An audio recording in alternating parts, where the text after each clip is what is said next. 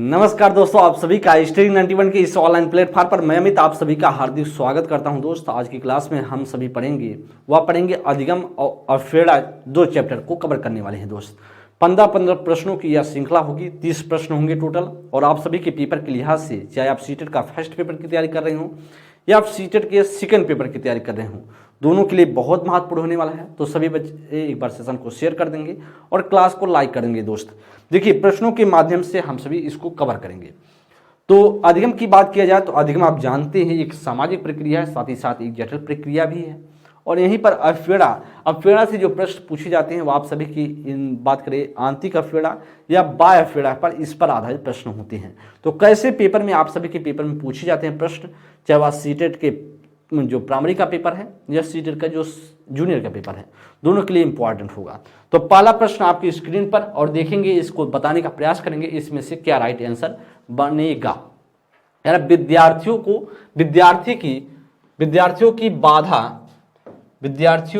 की सीखने की विविध जरूरतों को पूरा करने के लिए निम्नलिखित में से कौन सा एक बाधा है। मतलब कौन सा इसमें से बाधा उत्पन्न करेगा जब विद्यार्थियों को आप क्या कर रहे हो, सिखा रहे हो, तो जरूरत को पूरा करने के लिए। गतिविधियों में कई तरीके से संलग्न होना, कई तरह से राय की अभिव्यक्ति, कई तरीकों से करा कि विद्यार्थियों का नामीकरण और क्रमीकरण, कई तरीकों से सूचना का प्रतिनिधित्व।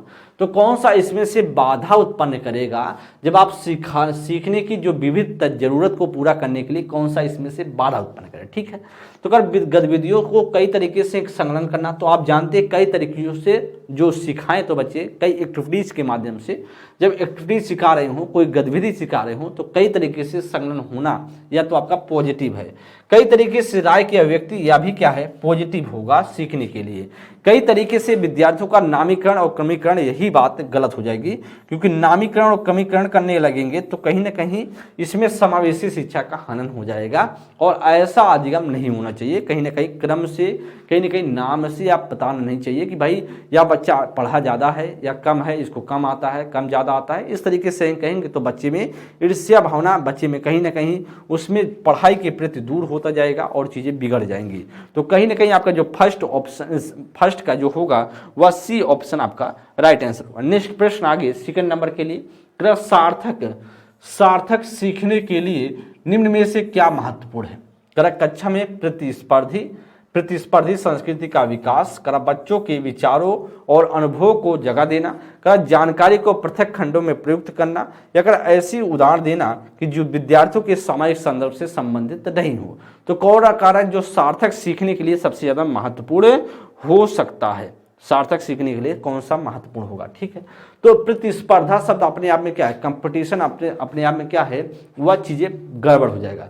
तो कंपटीशन वाला आप कल्चर को डेवलप्ड नहीं करने की कोशिश करेंगे क्लासरूम में, तो यह तो बात हो गई गलत। अच्छा, बच्चों के विचारों अनुभवों को महत्व एकदम देंगे। इससे बच्चे के विचार अनुभव को महत्व देंगे तो बच्चा अपनी बातों को खोलकर कहेगा और अच्छे से सीख पाएगा। इसलिए आपका जो बनेगा वह बी ऑप्शन बनेगा। अच्छा, सी में कह रहा है जानकारी को पृथक खंडों में प्रयोग करना। तो जानकारी को जब पृथक खंड में प्रयुक्त कर देंगे तो वह सही तरीके से नहीं हो पाएगा। तो दोस्त ये आपका यह भी नहीं होगा। कह रहा है ऐसे उदाहरण देना जो विद्यार्थियों के सामाजिक संदर्भ से संबंधित नहीं हो।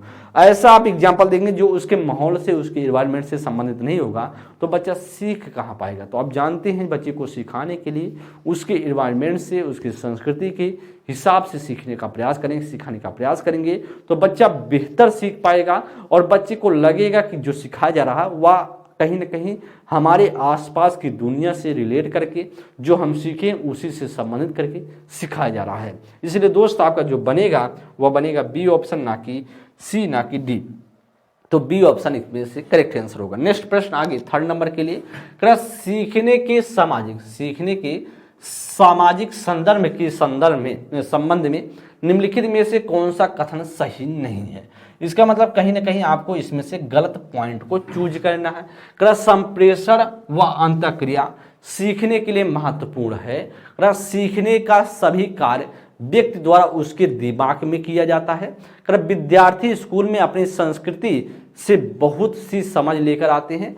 जब विद्यार्थी एक दूसरे की सहायता करते हुए सहयोगात्मक रूप से काम करते हैं तो उनका अधिगम सुदृढ़, प्रबलित और परिष्कृत होता है। तो थर्ड नंबर के लिए इसमें से क्या राइट आंसर बन सकता है, इस प्रश्न को आप देख लेंगे कौन सा सही नहीं है, ऐसा आपसे पूछ रहा है। तो कौन सा इसमें से सही नहीं होगा, इसकी बात हम थोड़ा सा अब हम करने वाले हैं। तो कहीं ना कहीं संप्रेषण के प्रति, कहीं ना कहीं कम्युनिकेशन जो संप्रेषण है वह अंतःक्रिया सीखने के लिए महत्वपूर्ण है। ठीक है, जब हम दोनों के बीच, जब शिक्षक और शिक्षार्थी के बीच कहीं ना कहीं अंतःक्रिया होता है तो हम बेहतर सीखते हैं और अच्छे तरीके से सीखते हैं। तो इसका मतलब है कहीं ना कहीं या तो निगेटिव पॉइंट तो है नहीं। बी में कहा सीखने का सभी कार्य व्यक्ति द्वारा उसके दिमाग में किया जाता है, सिर्फ दिमाग से ही वो सारी चीजें कार्य की जाएंगी, सीखने वाला कार्य ऐसा कुछ है। तो यही पॉइंट क्या है, गलत है, और यही गलत है तो यही राइट होगा। अच्छा, विद्यार्थी स्कूल में अपनी संस्कृति से बहुत सी समझ लेकर आते हैं, एकदम सही है। अपने स्कूल में बहुत सारी संस्कृतियों से सीख करके बच्चा जाता है और उसी हिसाब से हम सिखाना चाहिए। तो करें जब विद्यार्थी एक दूसरे की सहायता करने में सहयोगात्मक रूप से कार्य करते हैं, कहीं ना कहीं एक दूसरे के जब विद्यार्थी हेल्प करते हैं तो वह अधिगम जो लर्निंग है वह मजबूत होता है, सुदृढ़ होता है और प्रबलित होता है और परिष्कृत होता है, बहुत बेहतरीन होता है। इसलिए आपका दोस्त जो बनेगा वह बनेगा, इसका थर्ड नंबर के लिए बी ऑप्शन आपका राइट आंसर बनेगा। क्या बनेगा, बी ऑप्शन बन जाएगा। ठीक है, अच्छा नेक्स्ट प्रश्न पर आगे चलते हैं। फोर्थ नंबर के लिए निम्नलिखित में से कौन सी स्थिति विद्यार्थियों के अधिगम और चिंतन को सुसाध्य करेगी, कौन सा अधिगम को सुसाध्य करने वाली है चिंतन को। ऐसी परिस्थिति बनाना जहां विद्यार्थी निष्क्रिय सोता है। भाई कौन सा इसमें से सुसाध्य बनाए, कहीं ना कहीं आपको इसमें से पॉजिटिव वाला ढूंढना है। तो करा कि क्लास की चर्चाओं में भागीदारी को हतोत्साहित करना, करा विद्यार्थियों की अपनी स्वयं के सीखने पर नियंत्रण रखने के लिए प्रतिबंधित करना, विद्यार्थी के व्यवहारिक गतिविधियों को प्रदान करना। तो कौन सा इसमें अधिगम और चिंतन के लिए सुसाध्य होने वाला है, फोर्थ नंबर के लिए दोस्त बताएंगे इसमें से क्या राइट आंसर बनेगा, एकदम बताएंगे इसमें से कौन सा इसमें से राइट आंसर बनेगा। तो आप जानते हैं करें ऐसी परिस्थितियां बना जहां विद्यार्थी निष्क्रिय श्रोता, जब विद्यार्थी निष्क्रिय श्रोता हो जाएगा तो फिर कहां बाल केंद्रित वाला रह गया। बाल केंद्रित शिक्षा कहता है कि बच्चा और शिक्षक शिक्षार्थी दोनों क्या होंगे, सक्रिय होंगे, निष्क्रिय श्रोता नहीं होंगे, या तो बात बिगड़ गई। अच्छा, अगर नेक्स्ट पॉइंट पे हम चलते हैं बी ऑप्शन पे, क्लास की चर्चाओं में भागीदारी को हतोत्साहित किया जाता है, तो कहीं ना कहीं प्रोत्साहित होता तो बात बन सकती थी, लेकिन हतोत्साहित अपने आप में नेगेटिव है। सी में करा कि विद्यार्थी को अपने स्वयं के सीखने पर नियंत्रण रखने के लिए प्रतिबंधित करना, कहीं ना कहीं उसको क्या करना, कहीं ना कहीं कंट्रोल में रखना, प्रतिबंधित कर रहे हैं तो कहीं ना कहीं उसे नियम कानून बता रहे हैं, एक लिमिट में रख रहे हैं, गलत हो जाएगी, उसे स्वतंत्र छोड़ना है। तो विद्यार्थियों के व्यवहारिक गतिविधियों में को प्रदान करना है, एकदम आपका राइट आंसर होगा। व्यवहारिक गतिविधियों के माध्यम से हम क्या करें, अधिगम को, चिंतन को सुसाध्य कर सकते हैं, विद्यार्थी को बेहतरीन तरीके से सिखा सकते हैं। आपका जो राइट आंसर बनेगा वह क्या बनेगा, डी ऑप्शन करेक्ट हो जाएगा। ठीक है, नेक्स्ट प्रश्न पे चलते हैं आगे। फिफ्थ नंबर के लिए निम्नलिखित में से कौन सी रणनीति बच्चों को सार्थक रूप से सीखने के लिए प्रेरित करने में सहायक नहीं है, कौन सा सहायक नहीं है। निपुणता उन्मुख लक्ष्यों को प्रोत्साहित करना, सहयोगी शिक्षण लोकाचार बनाना, सकारात्मक विद्यार्थी शिक्षण संबंधों को बढ़ावा देना, विद्यार्थियों में क्षमता को स्थायी देखने के लिए प्रोत्साहित करना। कौन सा इसमें से क्या होगा, सुसाध्य नहीं होगा, ऐसा आपसे प्रश्न पूछ रहा है। निपुणता उन्मुख लक्ष्यों को प्रोत्साहित करना, ठीक है, आप निपुण हो जाएं उसके लिए उसके लक्ष्य के प्रति आपको अवेयर करना, आपको जागरूक करना, ऐसा क्या बात है, या तो सहायक होगा। तो ठीक है, प्रोत्साहित किया जाना चाहिए, ठीक है, लेकिन आपको गलत ढूंढना है। सहयोगी शिक्षण लोकाचार, तो कहीं ना कहीं आप जानते हैं सहयोगात्मक रूप से जब सिखाते हैं, कोऑपरेटिव जो लर्निंग होता है वह बेहतरीन होता है। सहयोगात्मक जो क्रिएटिंग की जाती है, जो उत्पन्न की जाती है, नई सृजन की जाती है, जो सहयोगात्मक लर्निंग वह बेहतर होता है, यह भी सही है। सकारात्मक विद्यार्थी शिक्षण संबंधों को बढ़ावा देना, तो आप जानते हैं शिक्षक शिक्षार्थी के बीच जब अंतःक्रिया होता है तो संप्रेषण होता है तो बेहतर सीखते हैं, यह भी सही है। लेकिन यहाँ पर करा स्थायी, कहीं ना कहीं करा स्थायी का मतलब है स्टेबल, तो कहीं ना कहीं वह स्थिर देखने के लिए प्रेरित करेंगे, नहीं हो सकता, और यही गलत है। तो गलत ही हमारा क्या होगा, राइट आंसर होगा। क्या होगा, गलत ही हमारा राइट आंसर होगा। परमानेंट की बात कर रहा है, स्थायी की बात कर रहा है, इसलिए बी डी ऑप्शन आपका जो 5th का डी ऑप्शन राइट होगा। 6 नंबर के लिए दोस्त, विद्यार्थियों के अधिगम को सुसाध्य करने के लिए एक शिक्षिका को निम्नलिखित में से किस पर ध्यान देना चाहिए? किस पर शिक्षिका को ध्यान देना चाहिए, ये आपसे प्रश्न पूछ रहा है। परीक्षाओं के प्रति भय पैदा करना, रट कर याद करने पर बल देना, निष्क्रिय सुनने को बढ़ावा देना, बच्चों के पूर्व ज्ञान से संबंध जोड़ना। तो आपको क्या लगता है कि इसमें से सही हो जाएगा? किस पर ध्यान देना चाहिए शिक्षिका को सुसाध्य करने के लिए अधिगम को? परीक्षाओं के प्रति भय पैदा करना, भाई भय पैदा कर देंगे तो बच्चा सीख पाएगा? नहीं सीख सकता, एकदम बात है, या बिगड़ जाएगी। तो कहीं ना कहीं परीक्षाओं के प्रति भय पैदा करेंगे, यह अपने आप में गलत है।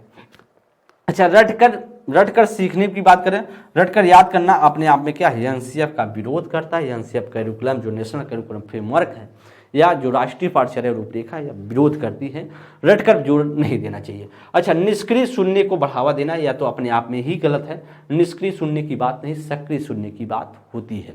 अच्छा, बच्चों के पूर्व ज्ञान से संबंध जोड़ना, ठीक है भाई, हम किसी बच्चों को कोई सिखा रहे हैं, कोई बात समझा रहे हैं, उसके पूर्व ज्ञान से जोड़कर हम जब सिखाएंगे तो बच्चे को ज़्यादा टाइम तक और बेहतर तरीके से सीख पाएगा और समझ पाएगा। इसीलिए दोस्त आपका जो राइट बनेगा वह क्या इसमें से बनेगा, वह आपका डी ऑप्शन करेक्ट हो जाएगा। ठीक है, डी ऑप्शन आपका राइट आंसर होगा। तो नेक्स्ट प्रश्न पे आगे चलते हैं, 7 नंबर की बात करते हैं। तो निम्नलिखित में से कौन सा संवेग अधिगम को नकारात्मक रूप से प्रभावित करता है? कौन सा ऐसा संवेग है जो बच्चे को नकारात्मक रूप से प्रभावित करेगा? जिज्ञासा, आनंद, निराशा या गौरव? तो दोस्त इसमें से क्या आपका लगता है कि आपको राइट आंसर होगा? अच्छा भाई देखिए, नकारात्मक रूप से बात कर रहा है, कौन सा जो नकारात्मक रूप से प्रभावित करेगा, वह तो जिज्ञासा करेगा नहीं भाई। जिज्ञासा होगी तो यह सकारात्मकता लाएगा। अच्छा, आनंद होगा, खुशी होगा तो और बेहतर आप पढ़ेंगे।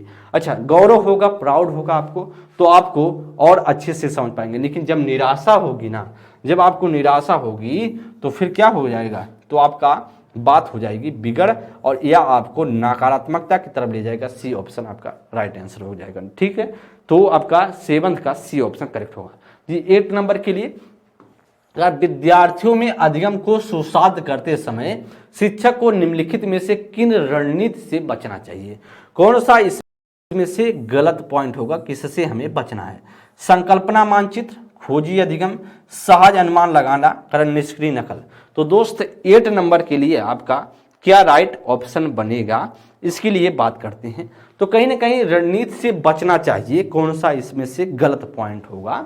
संकल्पनात्मक मानचित्र की बात करें, या संकल्पनात्मक मानचित्र कहता है कि कहीं ना कहीं बच्चे को हम क्या करेंगे, जो कॉन्सेप्ट मैपिंग करेंगे, संकल्पनात्मक कहीं ना कहीं मैप जनरेट करने की कोशिश करेंगे। बच्चे को जो संकल्पना है, बच्चे का जो सेटअप है, कॉन्सेप्ट है, उसको हम मैप के द्वारा सिखाने का प्रयास करेंगे, एक मानचित्रात्मक तरीके से करने की प्रयास करेंगे, तो बच्चे के दिमाग में सेट हो पाएगा। ठीक है, करा कि खोजी अधिगम की बात करें तो खोज कर जब आप सिखाते हो बच्चे को, तो यह भी सही है कहीं ना कहीं, यह भी सही है। सहज अनुमान लगाना, यह भी सही भाई साहब, लेकिन निष्क्रिय नकल अपने आप में क्या है, गलत है, और यही आपसे नहीं होता, बचना चाहिए। जो बचने की बात करें तो बचना है आपको डी ऑप्शन से, और डी ऑप्शन करा है यही गलत हो जाएगा। ठीक है, करें यही आपका गलत होगा।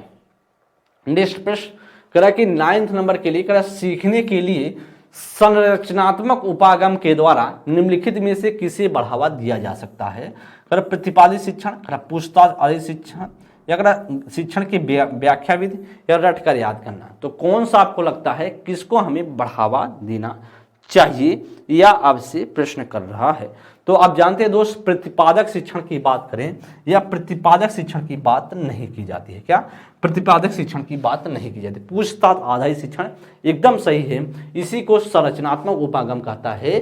जो संरचनात्मक उपागम कहता है भाई साहब, वह कहता है संरचनात्मक उपागम, तो आपका जो अप्रोच है वह क्या करेगा, वह कहेगा पूछताछ के हिसाब से होना चाहिए। बी ऑप्शन आपका बनेगा। तो क्या होना चाहिए, इंक्वायरी बेस्ड लर्निंग की बात करता है, पूछताछ की बात करता है, आपका B option is the right answer. Next प्रश्न आगे 10 नंबर की बात करा, अर्थपूर्ण अधिगम को सुसाध्य करने हेतु सूचना प्रकरण प्रसंस्करण का निम्नलिखित में से कौन सा तत्व सहायक है? कौन सा तत्व इसमें से सहायक है? करा गैर संदर्भीकरण, करा विस्तारण, करा उद्दीपन प्रतिक्रिया अनुबंध, कर रट कर याद करना। तो कौन सा इसमें से तत्व सहायक हो सकता है? तो आप जानते हैं वह तत्व क्या होगा? गैर संदर्भीकरण। किसी चीज को अर्थपूर्ण लर्निंग कराना है तो गैर संदर्भीकरण मतलब भी संदर्भ से है ही नहीं, मतलब तो वह क्या अच्छा होगा? नहीं हो सकता। वह बेहतर होगा? नहीं हो सकता। इसलिए गैर संदर्भीकरण अपने आप में गलत होगा। गैर संदर्भीकरण तो करा कि नॉन डिफरेंसिंग की बात कर रही है, या तो अपने आप में गलत पॉइंट है। क्या होगा? गलत है। ठीक है। अच्छा, विस्तारण होना चाहिए। ठीक है, जब विस्तारण होगा तो आप वह उसमें बच्चे में सीखने के लिए, सूचना को प्रसंस्करण करने के लिए यह महत्वपूर्ण हो जाएगा, और यही राइट ऑप्शन होगा आपका बी ऑप्शन। डी में करा, सी में करा उद्दीपन प्रतिक्रिया अनुबंध। तो उद्दीपक क्रिया कहीं लालच और रिस्पॉन्स स्टिमुलस के बीच आप बॉन्ड बनाएंगे या बात बिगड़ जाएगी। रट कर याद करना भी अपने आप में गलत है। ना सी होगा ना डी होगा, राइट ऑप्शन होगा 10 का बी ऑप्शन। नेक्स्ट प्रश्न 11 नंबर के लिए, विद्यार्थियों के अधिगम को सुसाध्य करने के लिए एक शिक्षिका के द्वारा विद्यार्थियों को क्लास, कक्षा, चर्चा और अन्य गतिविधियों में भाग लेने से क्या करना चाहिए? क्या करना चाहिए? तो यह आपसे प्रश्न कर रहा है और बताएंगे 11 नंबर के लिए क्या राइट आंसर है। प्रश्न को पढ़ लेंगे और बता देंगे इसमें से क्या आपको लगता है कि राइट आंसर बनेगा। तो दोस्त आप जानते हैं विद्यार्थियों की अधिगम, जब विद्यार्थी अधिगम कर रहा हो, लर्निंग कर रहा हो, को सुसाध्य करने के लिए एक शिक्षिका के द्वारा विद्यार्थियों को कक्षा चर्चा और अन्य सहयोगात्मक, क्या होना चाहिए? अन्य सहयोगात्मक, यहाँ होगा क्या होगा? सहयोगात्मक गतिविधियां, सहयोगात्मक गतिविधियों में भाग लेने से क्या होना चाहिए? प्रोत्साहित करना चाहिए। भाई प्रोत्साहित करेगा तो बच्चा बेहतर सीख पाएगा, प्रोत्साहित करेगा तो बच्चा बेहतर सीख पाएगा, और इसीलिए जो बनेगा वह सी ऑप्शन आपका बन जाएगा। ठीक है, तो इसमें से कोऑपरेटिव और इनकरेज्ड जो होगा वह आपके लिए बेहतर होगा। सी ऑप्शन आपका राइट आंसर होगा। ठीक है, नेक्स्ट प्रश्न पर आगे हम चल देते हैं 12 नंबर के लिए। ठीक है, कर 12 नंबर में जो पूछा जा रहा है वह कह रहा है आपसे कि क्या कौन सा वातावरण की स्थापना विद्यालयों में अधिगम के लिए अनिवार्य हिस्सा है? कौन सा ऐसा वातावरण बनाए जो अनिवार्य हिस्सा है? सहयोगात्मक, सकारात्मक, प्रतिस्पर्धात्मक, उबाऊ, रचनात्मक, यांत्रिक, भयपूर्ण और चुनौतीपूर्ण। तो आप जानते हैं जब क्लास को इन्वायरमेंट आप किसके आधार पे करेंगे? सहयोगात्मक करेंगे और सकारात्मक करेंगे तो क्लास और बेहतर हो पाएगा और अच्छे तरीके से बच्चा सीख पाएगा। इसलिए दोस्त हमारा जो बनेगा इसमें से ध्यान देंगे, यहाँ से थोड़ा सा समझने का प्रयास कीजिएगा। तो जो विद्यालय की स्थापना करनी चाहिए, कैसा माहौल जनरेट करना चाहिए, जो हिस्सा कैसे अधिगम के लिए कौन सा महत्वपूर्ण हिस्सा होगा? भाई जब सहयोगात्मक होगा तभी तो बेहतर बच्चा सीखेगा, जब सकारात्मक होगा तभी तो बच्चा सीखेगा। अच्छा, प्रतिस्पर्धात्मक हो जाएगा, कंपटीशन वाला करेंगे तो गलत हो जाएगा ना, उबायु करेंगे तो क्या, यह भी गलत हो जाएगा। रचनात्मकता सही है लेकिन यांत्रिक अपने आप में गलत है, भयमुक्त अपने आप में गलत है, अभी जानते हैं चुनौतीपूर्ण होना नहीं चाहिए। तो या तो आपको जो राइट आंसर बनेगा वह ए ऑप्शन आपका राइट आंसर बनेगा। ठीक है, कैसे ऑप्शन को हटाना है, कैसे समझना है, हर प्रश्न को देखते चलेंगे। तो 12 का जो बनेगा वह ए ऑप्शन बन जाएगा। 13 नंबर, कर अधिगम तब प्रभावी होता है जब, अधिगम कब प्रभावी होता है? कर या बाहरी प्रेरकों द्वारा निर्देशित होती। तो आप जानते हैं बाहरी प्रेरकों के द्वारा जब निर्देशित होती है अधिगम तो प्रभावी नहीं होता, इफेक्टिव नहीं होता। जब आंतरिक प्रेरकों द्वारा प्रभावित होता है तो ज्यादा हेल्पफुल होता है। इसलिए दोस्त यह ऑप्शन नहीं होगा। अच्छा, बी ऑप्शन करा कि यह प्रतिस्पर्धा को बढ़ावा दे। जब कंपटीशन को बढ़ावा देगा तो भी क्या अधिगम अच्छा होगा? नहीं होगा। तो मार धाड़ चलेगी, वह सोचेगा हम आगे निकल जाए, आप सोचोगे हम आगे निकल जाए। इसलिए यह प्रतिस्पर्धा को बढ़ावा देगा तो बात बिगड़ने लगी। विद्यार्थियों के लिए अधिगम लक्ष्य पूरी तरीके से शिक्षक द्वारा तैयार किया गया। भाई अधिगम पढ़ रहा बच्चा तो शिक्षक किस बात को तय करेगा कि बच्चे को कितना पढ़ना, कितना बच्चे के लिए आप सहयोग कर सकते हो ना। तो शिक्षक यह तय नहीं करेगा या उसकी तरीके से, मतलब शिक्षक द्वारा तैयार नहीं की जाएगी अधिगम का लक्ष्य, या भी क्या होगा? गलत होगा। तो जो बात बनेगी वह हमारा बने वाला है डी ऑप्शन। कर विद्यार्थियों को अपने अधिगम लक्ष्य स्वयं निर्धारित करने के अवसर देने चाहिए कि देखो बेटा आपको ऐसी ऐसी चीजें हैं, आपको क्या अच्छा लगता है, कैसे पढ़ना है, कैसे समझना है, खुद बताओ ना, आप बताओ, उस हिसाब से हम पढ़ाते हैं। तो बच्चा को जैसे पसंद आएगा वह चीज़ों को बताएगा और उस हिसाब से हम क्या करने का प्रयास करेंगे, उसी हिसाब का क्या करेंगे, तो आप अपॉर्चुनिटी देंगे बच्चे को, तो उस लर्निंग जो गोल है, उसके जो अधिगम का लक्ष्य है, उसको हम तैयार करने की कोशिश करें। ठीक है, आगे तो हमारा जो राइट आंसर बनेगा वह डी ऑप्शन बनेगा। प्रश्न संख्या 14 नंबर, प्रभावी अधिगम हेतु निर्देश के लिए प्रारंभिक बिंदु क्या होना चाहिए। सफलता असफलता का डर, बच्चों का सामाजिक सांस्कृतिक परिवेश, सफलता के लिए इनाम, प्रतिस्पर्धा की भावना। तो आप जानते हैं दोस्त, प्रभावी अधिगम हेतु के लिए जो निर्देश, प्रभावी अधिगम की जो बात की जाए, प्रभावी अधिगम के लिए, इफेक्टिव लर्निंग के लिए जो निर्देश के लिए प्रारंभिक बिंदु की बात करें, असफलता का डर नहीं। भाई असफलता का डर रहेंगे तो आप सीख पाएंगे क्या, कभी नहीं सीख सकते हैं। जब आप असफलता के लिए अगर हम भ्रमित रहेंगे, भाई हम असफल हो जाएंगे तो हो जाए, क्या दिक्कत है, तो हम सीखने का प्रयास करेंगे ना। फेल पास तो लगा होता है, असफलता की डर लगी रहेगी तो कभी आप जीवन में सीख ही नहीं सकते हैं। पास होंगे तो ठीक है, फेल हो जाएंगे तो भी ठीक है, कोई दिक्कत नहीं यार।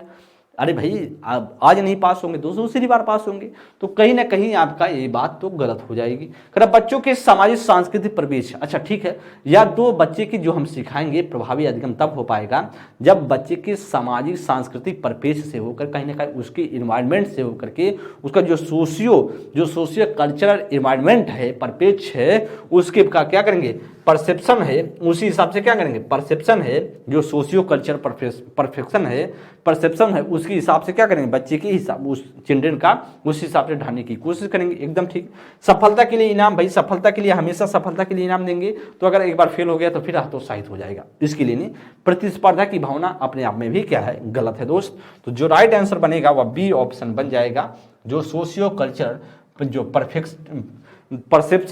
परसेप्टिव ऑफ द चिल्ड्रन की बात करें वह आपका राइट होगा। नेक्स्ट, ठीक है, आगे नेक्स्ट जो 14 का बी ऑप्शन बनेगा। 15 नंबर के लिए ध्यान देते हैं। निम्नलिखित में से कौन विद्यार्थियों के बीच सार्थक सीखने के बढ़ावा नहीं देता, कौन सा इसमें से बढ़ावा नहीं देता, अन्वेषण, बातचीत, अंतःक्रिया, अधिसंज्ञान, निष्क्रिय अवलोकन।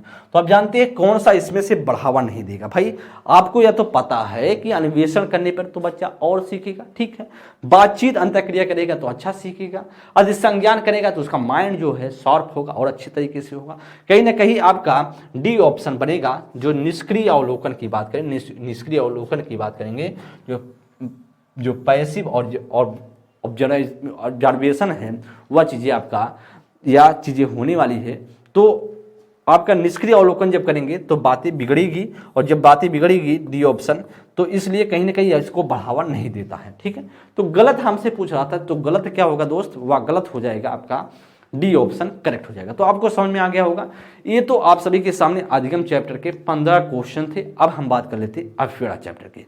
ठीक है, अव्यवस्था चैप्टर से कैसे प्रश्न आते हैं, वह प्रश्नों की श्रृंखला को ध्यानपूर्वक देखते हुए चलेंगे, हर प्रश्नों को कॉन्सेप्ट को समझिए और वही पेपर में देखने को मिलेगा। तो पहला क्वेश्चन आपसे करा है, निम्न में से कौन सा युग्म घटक और अव्यवस्था स्रोत का सही रूप से मिला युग्म है। आत्म परितोषण बाह्य अव्यवस्था, जिज्ञासा आंतरिक अव्यवस्था, नगद पुरस्कार आंतरिक अव्यवस्था, रुचि बाह्य अव्यवस्था। तो कौन सा करा सही युग्म है, तो करा कि सही युग्म में कौन सा इसमें से बनने वाला है। इस तरीके से प्रश्न आपके पेपर में पूछा, जो आपके क्वेश्चन से पूछ रहा है। तो दोस्त इसमें से बताएंगे कौन सा आपको लगता है कि इसमें से बात बनने के लायक है। एकदम जी दोस्त, इसमें से बताएंगे आपको क्या लगता है कि इसमें से राइट आंसर हो सकता है, करेक्ट ऑप्शन। तो आपसे करा कि इसमें से आपका किसकी बात कर रहा है, देखिए, अच्छा आत्म परितोषण की बात कर रहा है, तो बाह्य अव्यवस्था की बात करें, तो आत्म परितोषण की बात करें, जब आपको सेल्फ क्या होगा, संतुष्ट हो जाएंगे आप, जब आप सेल्फ है, आप खुद संतुष्ट रहेंगे, तो आपको बाह्य अव्यवस्था से नहीं होते हैं, आंतरिक अव्यवस्था से होते हैं, या बात बिगड़ गई। अच्छा जिज्ञासा क्या है, जिज्ञासा आंतरिक अव्यवस्था है, एकदम सही है, आपका बी ऑप्शन बन जाएगा। नगद पुरस्कार क्या है, या बाह्य अव्यवस्था है, या भी क्या होगा, गलत हो जाएगा। अच्छा रुचि क्या है, रुचि आपका आंतरिक अव्यवस्था है, या भी क्या होगी, गलत हो जाएगी। तो राइट आंसर क्या बनेगा हमारा, बी ऑप्शन बन जाएगा। क्या बनेगा, वह बी ऑप्शन बनने वाला है, तो B option is the right answer. ठीक है, बी ऑप्शन आपका राइट आंसर होगा, क्योंकि ध्यानपूर्वक देखिए जिज्ञासा हमारी आंतरिक अव्यवस्था होती है, क्योंकि जिज्ञासा भीतर से आएगी। ठीक, तो नेक्स्ट प्रश्न पर 17 नंबर की बात करते हैं। आंतरिक व स्वतः स्फूर्त अव्यवस्था का उदाहरण कौन सा है, मतलब खुद से कौन सा मोटिवेशन की बात करें, जो इंटरनल मोटिवेशन की बात हो रही है। अच्छा, एक विद्यार्थी अच्छे ग्रेड लाने के लिए एक प्रयोग कर रही है। कौन सा आपको लगता है कि आंतरिक प्रेरणा का बात हो रहा है? तो एक विद्यार्थी इसलिए काम कर रही है क्योंकि वह उसे प्रयोग करने का परिणाम जानने की उत्सुकता है।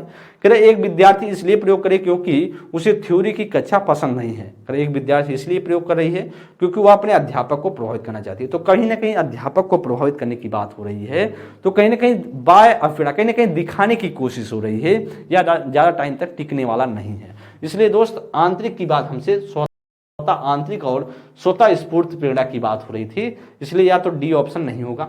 अच्छा, बी में सी में कह रहा है या विद्यार्थी इसलिए कर रही है क्योंकि उसे थ्योरी कहीं ना कहीं उसको थ्योरी पसंद नहीं, इस वजह से करे, अपने बचने के लिए कर रही है या भी बचाव के लिए नहीं। तो अगर एक विद्यार्थी इसलिए प्रयोग करे क्योंकि उसे परिणाम जानने की उत्सुकता है, एकदम बात सही है। और ए ऑप्शन में करा है उसे ग्रेड लाने के लिए एक प्रयोग कर रही है, अच्छे ग्रेड लाए, कहीं ना कहीं दिखाने की कोशिश हो रही है, वह बाह्य प्रेरणा से मोटिवेशन उसको मिलने वाला है। जो 17 का जो बनेगा वह 17 का हमारा बी ऑप्शन बन जाएगा। अच्छा, नेक्स्ट प्रश्न पर हम चलते हैं आगे 18 नंबर की चर्चा करें। किस प्रकार की प्रेरणा उन गतिविधियों से जुड़ी है जो अपने आप से आनंददायक और संतोषजनक है? कौन सा आपको लगता है कि आनंददायक और संतोषजनक होगा? करा कि आंतरिक प्रेरणा, गुण विषय का पीड़ा, बाह्य पीड़ा, स्थित विषय का पीड़ा। तो अब जानते हैं भाई साहब, जब आप अपने आप से आनंददायक संतोष तभी होगा जब आंतरिक रूप से मोटिवेट है। भाई हमें खुशी महसूस हो रही है, हमें रुचि है, इंटरेस्ट है, तो कहीं ना कहीं क्या होगा, आंतरिक रूप से मोटिवेट है, और इसलिए तब अपने आप से आपको संतोष होगा और कहीं ना कहीं आनंददायक आपको उत्पन्न होगा, या जब आप आंतरिक पीड़ा से मोटिवेट रहेंगे, कहीं इंटरनल मोटिवेशन आपको रहेगी। तो आपका जो राइट आंसर होगा वह ए ऑप्शन हो जाएगा। ठीक है, नेक्स्ट प्रश्न 19 नंबर के लिए करा कि किसी अध्यापक को अपने विद्यार्थियों को किसी कार्य के लिए आंतरिक रूप से प्रेरित करने के लिए क्या कहकर प्रोत्साहित करना चाहिए? मतलब कहीं ना कहीं कोई अध्यापक बच्चों को किस रूप से मोटिवेट करे, आंतरिक रूप से मोटिवेशन की बात कर रहा है, तो उसे बच्चों को क्या इसमें से कहे, बच्चों को बताए कि बच्चा आंतरिक रूप से मोटिवेट हो जाए। मतलब जो विद्यार्थी सबसे पहले कार्य खत्म कर लेंगे उन्हें 5 सितारे मिलेंगे। मतलब मैं देखता हूं कि कौन प्रथम या प्रथम आती है, कौन सबसे अधिक स्मार्ट है। देखिए इसमें कहीं ना कहीं कहा कि पहले काम खत्म कर लेगा तो 5 सितारे मिलेंगे। कहीं ना कहीं बाय मोटिवेशन का इस्तेमाल हो रहा है, लेकिन आंतरिक की बात हमसे कर रहा था, इसलिए ए ऑप्शन गलत हो जाएगा। अच्छा, बी ऑप्शन में कह मैं देखता हूं कौन सा लड़का या लड़की प्रथम स्थान लाता है, कहीं ना कहीं उसे प्रथम होड़ पड़ी है कि जो प्रथम आ जाए, फर्स्ट आ जाए रैंक, तो उसके लिए कहेंगे तो बच्चा किसी तरीके से लूट मार जैसे नकल वकल करके किसी जगह लाने का प्रयास करेगा, तो आंतरिक रूप से मोटिवेशन नहीं हो रहा है, तो कहीं ना कहीं उसे दिखाने की कोशिश किया जा रहा है। क्या इस प्रकार से काम करना कि कितना मजेदार है। चलो देखते हैं कि इस गतिविधि में क्या क्या सीख सकते हैं जब ऐसे आप किसी व्यक्ति को सिखाते हैं। देखिए बेटा, देखो हम थोड़ा सा ऐसा खोज करने की कोशिश कर रहे हैं कि इसमें हमको क्या अलग चीज़ें मिलती है, चलो इस पर थोड़ा सा प्रयास किया जाए, कुछ समझा जाए कि बेहतर कैसे होगा, कुछ अगर अच्छा निकलता तो फिर कैसे होगा, क्यों निकलता है क्यों नहीं, तो बच्चा कहेगा अच्छा सही बात है, हम भी चेक करते हैं, हम भी देखने का प्रयास करते हैं। एकदम बात आपकी सी ऑप्शन में हो जाएगी। कर वे विद्यार्थी जो जल्दी काम को क्या कर लेंगे, पूरा कर नहीं कर सकते, उन्हें खेल के सत्र में खेलने नहीं दिया जाए। कहीं ना कहीं जबरदस्ती बच्चे को काम करवा रहे हो, एकदम फर्जी ऑप्शन है। 19 का जो राइट आंसर होगा वह सी ऑप्शन आपका करेक्ट आंसर होगा। नेक्स्ट प्रश्न है, करा दोस्त करा बच्चे पढ़ाई के लिए आंतरिक रूप से प्रेरित होते हैं जब, बच्चे कब आंतरिक रूप से प्रेरित होते हैं, और करा कि ए ऑप्शन में करा है कि दंड और पुरस्कार पर बल दिया जाता है, करा कि पाठन में केवल स्मृति और पुनरावृत्ति पर जोर दी जाती है, करा कि उनके शैक्षणिक वातावरण उनमें अपनत्व का भाव, उनकी क्रियाशक्ति में तीव्रता लाता है, करा शिक्षक उन्हें आज्ञा पालन के लिए उत्साहित करते हैं और उच्च स्तरीय मापदंडों पर उनका आकलन करते हैं। तो 20 नंबर के लिए दोस्त आप जान सकते हो इसमें से क्या राइट आंसर होगा। 20 नंबर की बात करेंगे। अच्छा, 20 नंबर बहुत बेहतरीन प्रश्न है, इसके लिए बताएंगे क्या आपको लगता है कि राइट आंसर होगा, क्योंकि आपको आंतरिक रूप से बात हो रही है। अच्छा, दंड और पुरस्कार की बात जब होगी तो कहीं ना कहीं दंड पुरस्कार अपने आप में एक तरीके से वह बाय अफेड़ा को दर्शाते हैं। भाई दंड मिलेगा तो बच्चा वह डिमोटिवेट होगा, और पुरस्कार मिलेगा तो बाय रूप से मोटिवेट होगा। इस तरीके से बात करें या आंतरिक रूप का आपका प्रेरित करने की बात नहीं हो रही है। पाठन में स्मृति और पुनरावृत्ति की बात हो रही है, कभी रट्टा मार लो, ये चीजें कर लो, तो कहीं ना कहीं यह नेगेटिव पॉइंट है। ठीक है। अच्छा, सी में करा उनके शैक्षणिक वातावरण उनमें अपनत्व का भाव, क्रिया शक्ति का तीव्रता लाता है। कहीं ना कहीं जब उन बच्चा क्या करता है, उनका जो शैक्षणिक वातावरण है, कहीं ना कहीं उनका जो पढ़ने का तरीका है, जो एकेडमिक जो इन्वायरमेंट है, देख पा रहे हैं ना, एकेडमिक जो इन्वायरमेंट है वह क्या हो, वह अपना तो लाए, लगे कि हाँ जहाँ हम हैं बेहतर कर रहे हैं, क्रिया शक्ति मिले, उनको करने के लिए मोटिवेट हूँ, तो इसलिए आपका या आंतरिक प्रेरणा होगी, सी ऑप्शन होगा। तो शिक्षक उन्हें आज्ञा का पालन के लिए उत्साहित करते हैं। भाई जबरदस्ती आज्ञा का पालन कर रहे हो तो अब तो बात बिगड़ने वाली है, तो कहीं ना कहीं जब बच्चा खुद से करेगा तो बेहतर करेगा। नेक्स्ट प्रश्न आगे 21 नंबर के लिए, निम्न में से किस तरह का लक्ष्य निर्धारित विद्यार्थियों को अधिगम्य के लिए आंतरिक प्रेरणा देगा? स्वतः निर्देशित, अध्यापक निर्देशित, अभिभावक निर्देशित या सहपाठी निर्देशित? तो दोस्त आप जानते हैं जब बच्चा खुद से मोटिवेट होता है ना, जब खुद से मोटिवेट होता है, खुद सोचता है कि मैं कुछ कर जाऊं, तो बच्चा बेहतर करता है। देखिए आप भी हैं या हम भी हैं, जब हमारे दिमाग में लगेगा कि हम कुछ नया करें तो हम बेहतर करेंगे, ये तो सीधी सी बात है। ठीक है, तो अगर निम्न में से कौन सा आंतरिक प्रेरणा की बात करेगा? तो जब स्वतः निर्देशित होंगे, क्या होंगे, जब सेल्फ डायरेक्टेड होंगे, स्वतः मोटिवेट होंगे, स्वतः निर्देशित होंगे, तो हम चीजों को बेहतर कर पाएंगे और अच्छे से। अध्यापक केंद्रित करेगा तो कितना दिन कर पाएगा? नहीं। अभिभावक कितना दिन आपको पकड़ धकड़ के कर पाएगा? कुछ नहीं। सहपाठी कितना दिन आपको फोकस करेगा? कुछ नहीं। भाई आप कुछ दिन के लिए कर सकते हो, लेकिन जब आप सेल्फ मोटिवेट होते हो ना, जब स्वतः निर्देशित होते हो, तो फिर आप जब तक लक्ष्य आपको नहीं मिल जाता तब तक आप रात दिन एक कर देते हो और करते चलते हो। दोस्त आपका 21 का जो होगा वह ए ऑप्शन हो जाएगा। ठीक है, आगे चलते हैं। नेक्स्ट प्रश्न 22 नंबर की बात करते हैं। 22 नंबर की बात करें तो करा कि आपसे जो पूछ रहा है, उन्मुखी, कौन सा उन्मुखी लक्ष्य विद्यार्थियों को लंबे समय तक आंतरिक प्रेरणा देगा? प्रदर्शन, प्रतियोगिता, अधिगम, परिहार। तो कौन सा करा कि परफॉर्मेंस, कंपटीशन, लर्निंग, एवॉइडेंस, पर कौन सा होगा? तो एवॉइडेंस की बात करें कौन सा इसमें से होगा? परफॉर्मेंस। देखिए परफॉर्मेंस करेंगे तो कहीं ना कहीं यहाँ परफॉर्मेंस करेंगे, कहीं ना कहीं दिखाने का, बाय मोटिवेशन की।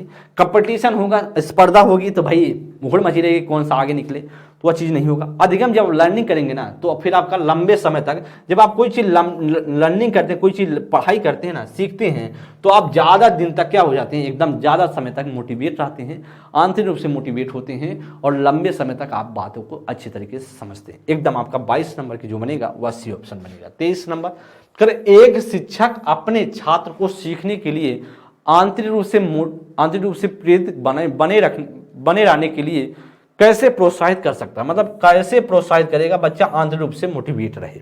अच्छा, ए ऑप्शन में आपसे जो कह रहा है ना, वह कह रहा है कि दुष्यंता और भय पैदा करना। भाई जब शिक्षक दुष्यंता बच्चे में जो एक तरीके से कंफ्यूज करेगा, कहीं ना कहीं बच्चे में भय पैदा करेगा, तो बच्चा और मोटिवेट होगा कि और मतलब बच्चा हतोत्साहित होगा कि प्रोत्साहित होगा? हतोत्साहित हो जाएगा। उसे लगेगा यार छोड़ो, हटाओ, सब काम हटाओ, ये चीजें नहीं करने, हमारे लायक नहीं है।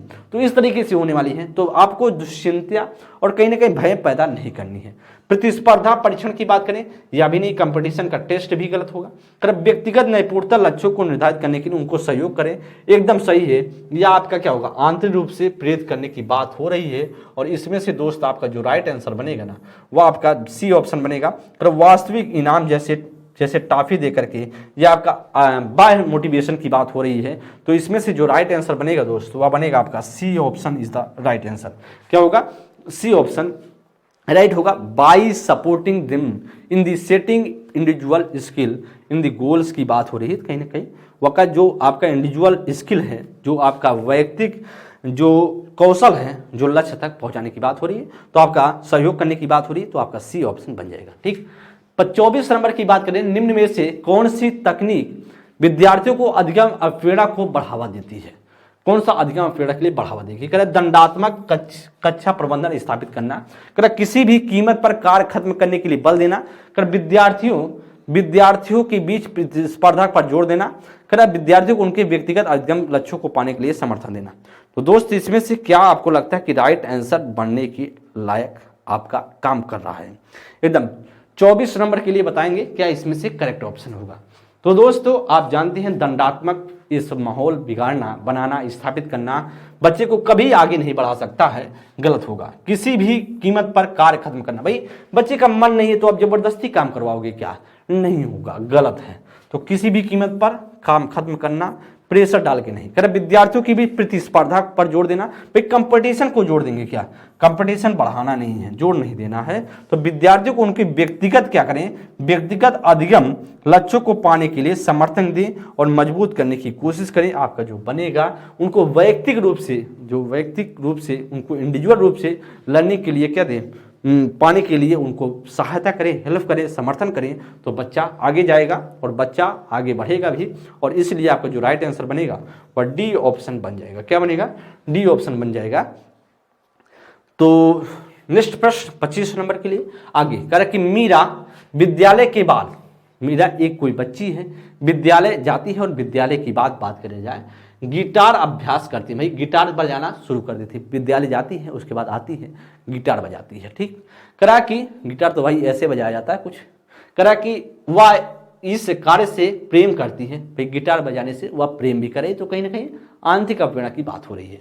करा उसे संतुष्टि देता है, जो अप्रेरणा कहीं ना कहीं वह गिटार बजाकर बहुत संतुष्ट हो रही है, या किसको दर्शाता? करा बाह्य को, आंतरिक अप्रेरणा को, अभावजन आवश्यकता को, करा शारीरिक आवश्यकता। तो कहीं ना कहीं आंतरिक रूप से वह मोटिवेट है। और आपका जो राइट आंसर बनेगा वह बी ऑप्शन बन जाएगा। क्या बनेगा? बी ऑप्शन आपका राइट आंसर बनेगा। ठीक, नेक्स्ट प्रश्न आगे चलते हैं। तो ज्यादा कुछ समझने की जरूरत इसमें है ही नहीं बात। चलिए 26 नंबर के लिए दोस्त, करा कि एक अध्यापिका चाहती है कि उसके विद्यार्थी आंतरिक रूप से प्रेरित रहें, तो उसे क्या करना चाहिए? भाई ठीक है, उसके विद्यार्थी आंतरिक रूप से प्रेरित रहें। हम भी चाहते हैं आप लोग जो इंटरनल मोटिवेशन हो, आप में आंतरिक जो रूप से आप प्रेरित हो, मैं भी चाहता हूं और सब चाहते हैं, ऐसा होना चाहिए। तो ऐसा जब होते हैं ना, तो कोई सपोर्ट करे या ना करे, आप थोड़ा सा सपोर्ट किसी का पा जाते हैं तो आप पूरा लक्ष्य तक आप पहुंच जाते हैं। उसे कक्षा में प्रतियोगिताओं को प्रोत्साहित करना चाहिए और बच्चों में तुलना करनी चाहिए। भाई जब प्रतियोगिता को बढ़ाओगे, प्रोत्साहित करोगे और कहीं ना कहीं तुलना करोगे, तो कहीं ना कहीं बच्चे में आंतरिक रूप से अप्रेरणा होगी, नहीं हो सकती। अगर बच्चों में डर और चिंता पैदा कर दो, भाई कर दो कि भाई साहब देखो अगर ऐसा करोगे तो बहुत खतरनाक चीजें हो जाएंगी, फिर करवाओगे तो यह भी बात बिगड़ेगी। तो ए भी गलत, बी भी सही, बी भी गलत हो जाएगा, ए गलत, बी भी गलत। अच्छा, सी में करा भौतिक पुरस्कार, जब आपको पता है कि पुरस्कार क्या है, आंतरिक नहीं होकर बाह्य अप्रेरणा कर देती है, तो यह भी गलत होगा। करा बच्चों में जिज्ञासा प्रोत्साहित करना, तो कहीं ना कहीं बच्चे में जिज्ञासा को क्या करेंगे, हम बढ़ाएंगे, तो कहीं ना कहीं क्यूरियोसिटी बच्चे में लाएंगे, जिज्ञासा लाने की कोशिश करेंगे और सीखने के आनंद को अप्रेरित करना चाहिए। कहीं ना कहीं बच्चे में जो जिज्ञासा को बढ़ाने की कोशिश करें। जब बच्चे में जिज्ञासा आ जाएगी ना, तो आप बच्चा कुछ से बड़ा कार्य को कर सकता है और अच्छे तरीके से कर सकता है। इसलिए दोस्त आपका जो 26 नंबर का बनेगा वह डी ऑप्शन आपका राइट आंसर होगा। ठीक, नेक्स्ट प्रश्न आगे 27 नंबर के लिए करा क्या प्रतिस्पर्धा की अध्ययन को बढ़ावा देने के लिए अप्रेरणा के रूप में इस्तेमाल करना चाहिए। करा कि जो कंपटीशन है, जो प्रतिस्पर्धा है, क्या वह पढ़ाने या पढ़ने के लिए जो भी है, जो अधिगम है, लर्निंग है, उसको उसमें जरूरी है, स्पर्धा लाना जरूरी है कि नहीं है? ऐसा आपसे अगर कोई भी पूछे कि भाई एक काम बताओ, जो पढ़ाई लिखाई की प्रक्रिया चल रही है, जो सीखने सिखाने की प्रक्रिया चल रही है, उसमें क्या कंपटीशन लाना अच्छी बात है या अच्छी बात नहीं है? तो ऑप्शन आपके सामने है, आप अपने हिसाब से आप जवाब दीजिएगा। हाँ, इससे समकक्षों से प्रदर्शन की तुलना में मदद मिलती है। तो आप जानते हैं कहीं ना कहीं तुलना अपने आप में क्या, भाई जब आपको ईश्वर ही नहीं एक तरीके से बनाया, वैयक्तिक भिन्नता आप में है, तो फिर तुलना आप इंसान हो के कैसे करके कर सकते हो? भाई किसी ना किसी, हर बच्चे में कोई ना कोई विशेषताएं हैं। अच्छा, किसी बच्चे में कोई कमी होगी तो किसी बच्चे में कोई वह अच्छी बातें होंगी, तो इसलिए कहीं ना कहीं उसमें घटाव बढ़ाव तो है, या तो बात बिगड़ेगी। कारण नहीं, इससे कक्षा में नकारात्मक लोकाचार को बढ़ावा मिलता है, कक्षा की क्षमता के आधार पर, अनावश्यक सामाजिक तुलना के कारण। तो आप जानते हैं एकदम बात सही है, कहीं ना कहीं आपको प्रतिस्पर्धा कंपटीशन को क्लासरूम में बढ़ाना ही नहीं है। इससे क्या होगा कि इससे जो नकारात्मकता बढ़ती है, बच्चे में निगेटिविटी आती है, बच्चा सोचता है कि सर जी उसको ज़्यादा मान रहे हैं, हमको कम मान रहे हैं, इस तरीके से बच्चे में हीनता की भावना होने लगेगी और बच्चा जैसा सही तरीके से परफॉर्मेंस कर रहा था उसके मन में, उसके विचार में दिक्कतें होंगी और चीज़ें बिगड़ जाएंगी। अच्छा हाँ, इससे विद्यार्थियों को दूसरों को बेहतर करने में बढ़ावा मिलता है। भाई बेहतर करने से जब क्या, इसमें जब तुलना कर ही नहीं सकते आप तो बेहतर की बात क्या हो गई? नहीं, स्पर्धा का इस्तेमाल केवल विशिष्ट जरूरतों के लिए, यह भी बात गलत है दोस्त। आपका जो राइट आंसर बनेगा वह 27 का बी ऑप्शन बन जाएगा। 28 नंबर के लिए निम्नलिखित में से कौन सी योजना विद्यार्थियों को सीखने के लिए निरंतर अपग्रेड रखने में ज्यादा मददगार है? कर विद्यार्थियों में योग्यता की समृद्धिक धारणा विकसित करना, कर इनामों का निरंतर वितरण और छात्रों में प्रतिस्पर्धा को बढ़ावा देना, कर असफलता को नियंत्रित कारकों पर प्रतिपादित करना, कर विद्यार्थियों में प्रदर्शन अभिमुखी लक्ष्यों को बढ़ावा देना। तो आप दोस्त बताएंगे इसमें से क्या लगता है कि 28 नंबर के लिए बन सकता है? क्वेश्चन को पहले एक बार अच्छे से पढ़ेंगे और फिर आप अपने हिसाब से जवाब देने की कोशिश करेंगे। जी एकदम बताएंगे। तो आप दोस्त जानते हैं कहीं ना कहीं अपग्रेड करने में सबसे ज्यादा मदद क्या मिलेगी, ठीक है। अच्छा अब हम देखते हैं, ऑप्शन को चेक करते हैं। करें विद्यार्थियों में योग्यता की संवर्धन धारणा को विकसित होती है, ठीक है। बच्चे में कहीं ना कहीं जो बच्चे में योग्यता है, जो विद्यार्थियों में योग्यता है उसको बढ़ाने में, क्या विकसित करने में हमें मदद मिलती है। और जब हम बच्चा निरंतर अपग्रेड रखने में ज्यादा मददगार होगी तब। कहीं निम्नलिखित में से कौन सी योजना, मतलब कौन सा इसमें से पॉइंट से अच्छा है, कौन सा सही है जो सीखने के लिए निरंतर अपग्रेड करने में ज्यादा मददगार मिलने वाली है? तो जब बच्चे में योग्यता संवर्धन कहीं ना कहीं वृद्धि होगी, बढ़ेगा, योग्यता डेवलप्ड होगी, इंक्रीज होगा बच्चे में, तो कहीं ना कहीं वह आगे बढ़ेगा कि नहीं बढ़ेगा? एकदम बढ़ेगा। तो आपका जो राइट आंसर बनेगा वह ए ऑप्शन बनेगा कि नहीं? एकदम बनेगा। करा इनामों अपने आप में क्या प्रतिस्पर्धा गलत है, असफलता वाला अपने आप में गलत है। तो कहीं ना कहीं करेगा प्रमोट परफॉर्मेंस ओरिएंटेड गोल एमंग स्टूडेंट, कर विद्यार्थियों के प्रदर्शन अभिमुखी लक्ष्यों को बढ़ावा देना। तो प्रदर्शन अभिमुखी लक्ष्यों को बढ़ावा देंगे? नहीं दोस्त। तो विद्यार्थी की योग्यता के संवर्धन धारणा को विकसित करना, कहीं ना कहीं बच्चे में योग्यता को जनरेट करने में मदद करेंगे। तो 28 का जो बनेगा वह हमारा ए ऑप्शन बन जाएगा। अच्छा नेक्स्ट प्रश्न पे आगे चलते हैं 29 नंबर के लिए। कर अधिगम की अवहेलना को किस प्रकार कायम रखा जा सकता है? कर बच्चों को बहुत आसान क्रियाकलाप देकर, कर यंत्रवत याद रखने पर जोर देकर, कर बच्चों में दंड देकर, कर प्रवृत्ता अभिमुखी लक्ष्यों पर जोर देकर। तो दोस्त आप जानते हैं कि अधिगम को कब कायम रखा जा सकता है, कब अच्छे से बेहतर हो सकता है? बच्चों को बहुत आसान क्रियाकलाप देकर के। अच्छा कर कि कौन सा इसमें से राइट आंसर होगा? तो कहीं ना कहीं इसमें से जो राइट आंसर होगा, बच्चों को बहुत आसान क्रियाकलाप देंगे तो बच्चा अधिगम को प्रेरित होगा। भाई बहुत सरल काम दे देंगे, बहुत आसान काम दे देंगे। भाई जब देखिए सोचिए, अगर आपसे बच्चे को हम दे दिए, अगर आप पढ़ रहे हो, चलो सीटेट की तैयारी कर रहे हो, आपको हम कह दें कि कोई चीज़ ऐसी क्वेश्चन दे देंगे जो आपसे सीटेट के लेवल का है ही नहीं, तो क्या आप उसके लिए आप प्रेरित होंगे, मोटिवेट होंगे? नहीं हो सकते। तो कहीं ना कहीं बहुत आसान क्रियाकलाप देने से कोई मतलब है नहीं। करा यंत्रवत याद करना अपने आप में गलत है, दंड देना अपने आप में गलत है। तो प्रवृत्ता अभिमुखी लक्ष्यों को जोड़ दे करके एकदम जो राइट आंसर बनेगा वो आपका डी ऑप्शन बन जाएगा। नेक्स्ट प्रश्न आगे चलते हैं दोस्त। आज का लास्ट प्रश्न 30 नंबर है। करा कोई शिक्षिका अपने विद्यार्थियों को क्या कहे कि उन्हें भीतरी अवहेलना के साथ कार्य करने के लिए प्रोत्साहित कर सकते हैं? कहीं ना कहीं भीतरी अवहेलना के साथ प्रोत्साहित कर सकते हैं, तो कहीं ना कहीं आंतरिक अवहेलना के साथ वह काम करे।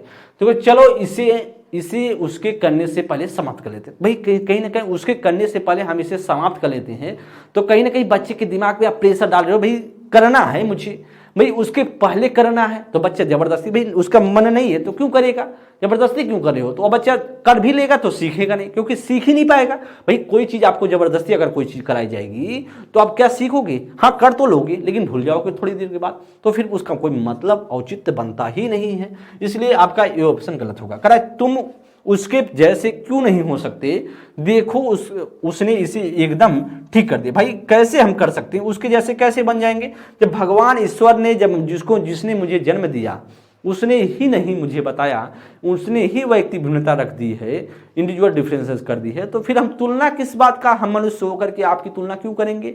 या तो गलत हो जाएगा। ठीक। अच्छा काम जल्दी पूरा करो तो तुम्हें एक टॉफी देंगे। भाई हम आपको टॉफी देंगे या तुम ज्यादा काम पूरा कर लो, कहीं ना कहीं आपको लालच दिखा के काम किया जा रहा है, कहीं ना कहीं जो बाहरी जो अफेड़ा की बात हो रही गलत होगा।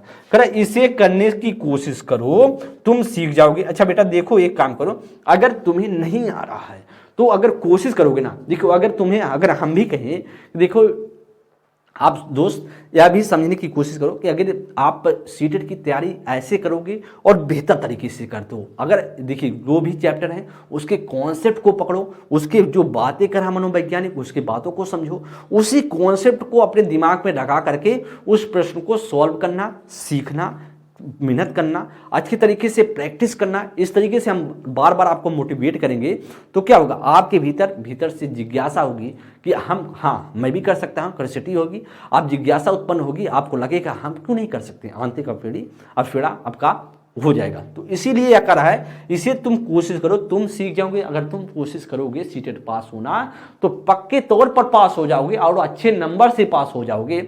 या मैं भी कर रहा हूं और सब कहते हैं ऐसा, और आप भी जानते हो कि अगर खुद से आप करोगे तभी पास हो सकते हो, किसी पढ़ाने से हो ही नहीं सकता। अगर देखिए, अगर मैं आपको 30 प्रश्नों की श्रृंखला के माध्यम से चीजें दे रहा हूं, पढ़ा रहा हूं, सिखा रहा हूं, अगर आप सीखना ही नहीं चाहते हो तो मैं कितना भी बेहतर समझा दूंगा कोई फर्क पड़ेगा नहीं। लेकिन आप चाहते हो कि मुझे सीखना है तो थोड़ा सा हम लोग अगर टीचर गढ़ थोड़ा सा खराब भी पढ़ाएं तो भी आप क्या करोगे, सीख जाओगे। भाई कोई ना कोई आप उपाय खोज ही लोगे कि मुझे सीखना कैसे है और करना कैसे है। इसलिए दोस्त आप सभी के सामने जो या 30 प्रश्नों की श्रृंखला अधिगम और पेड़ा से 30 प्रश्न थे और इसे आप तो अच्छे से समझ लिए होंगे, सीख भी लिए होंगे। अच्छा नेक्स्ट जो आपका क्लास होगा किसी नेक्स्ट टॉपिक के साथ होगा और सीटेट को हम सभी बेहतर करेंगे।